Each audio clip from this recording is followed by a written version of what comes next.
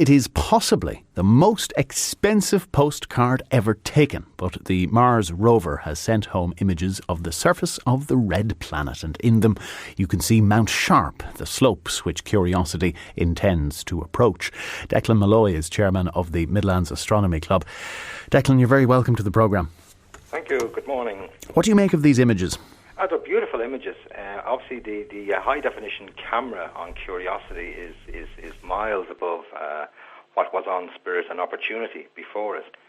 The photographs themselves show some terrain that's very reminiscent, obviously, of places like the Grand Canyon or the southern states and desert areas. And they're fascinating pictures. Well, I wonder how they were formed. You know, we are aware of glaciers, for instance, and the role they play in terrain formation on planet Earth. Are we going to discover things like that? Well, what we have discovered and what we do know is that Mars definitely had water sometime in its past, obviously a long, long time ago. As we know, the Earth is 4.5 billion years old and Mars is around the same age. So if Mars did have water on it, it would have had a very small window of opportunity to have that water. I mean, the sediments that are being seen in these photographs and have been photographed by the Mars Reconnaissance Orbiter are very reminiscent of areas that had water in the past.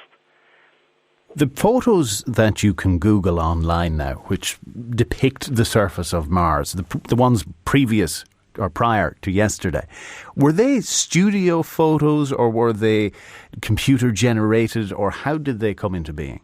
No, I mean, we nearly know the surface of Mars better than we know the bottom of our own oceans. I mean, projects like the Mars Reconnaissance Orbiter obviously took high altitude photographs, and Spirit and Opportunity have taken, so they're real-time photographs taken with high-definition cameras on these rovers. So what next for the rover? Well, the rover is going to obviously settle in, and NASA will be checking out its hardware and its software and be doing some experiments. We'll be looking for, really what we'll be looking for is the search for areas of Mars where the ingredients of life may have existed, things like organic compounds, and look at complex chemistry as well. So even if life is not discovered in this mission, what they will be looking for is has there ever been the conditions there on Mars for life to have existed? As I said earlier, I mean, it would have been a very small window of opportunity for Mars. Mars' heart froze out a long time ago, its core being a smaller planet than Earth. So as I said, if there was life on Mars at one time, at any time, it would have been a long, long time ago, and its window of opportunity would have been very small.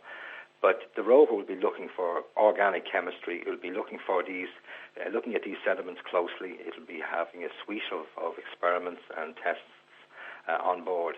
I mean, the Curiosity lander itself is quite a rover. I mean, it's something like 900 kilos in weight. It's like a small car. It's about the same size as a small car, and its camera sits about 2 meters up on one of its stalks, so it would be like similar to if you or I were walking on the surface.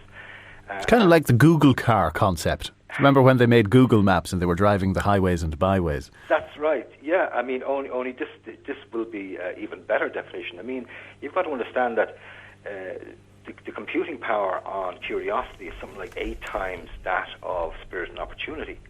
Opportunity, of course, is still going, and it was landed in 2003, and it's gone well past its sell-by date, but it's still trundling around there. Spirit, of course, is I think they've sent about 1,000 commands to it now, and it's not answering, so it's pretty much gone. But it's exciting times for exploration of Mars. How much ground is the rover likely to cover? Because when you look at the pictures sent back yesterday, obviously you're lacking perspective, so I don't know how far away these slopes are. It'll be several times more than Spirit and Opportunity. I mean, Opportunity has done something like 21 miles or more now, and this will be doing something in the order of greater than that. You see, one of the advantages that Curiosity has that Spirit and Opportunity and previous rovers didn't have, it's got a plutonium power pack, if you like, producing its power. So it's not, it's not needing sunlight to power up its systems.